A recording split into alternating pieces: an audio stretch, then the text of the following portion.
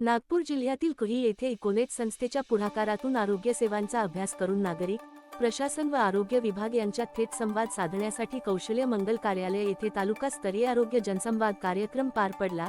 यावेळी तालुका आरोग्य अधिकारी डॉक्टर दिनेश चकोले, तहसीलदार डॉक्टर अमित घाडके, प्रतिमा कावळे, राहुल साळवी, सुनीता देशमुख, रवींद्र कुरडकर उपस्थित होते।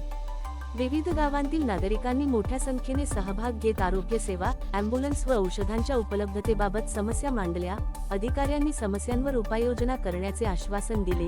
तसेच कागदपत्रांच्या अडचणी सोडवण्यासाठी विशेष शिबिरे आयोजित करण्यात येणार असल्याचे सांगण्यात आले।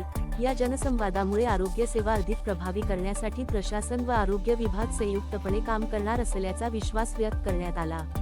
महाराष्ट्र लाईव्ह न्यूज पत्रकार राजहंस शेंडे, विदर्भ प्रतिनिधी, नागपूर।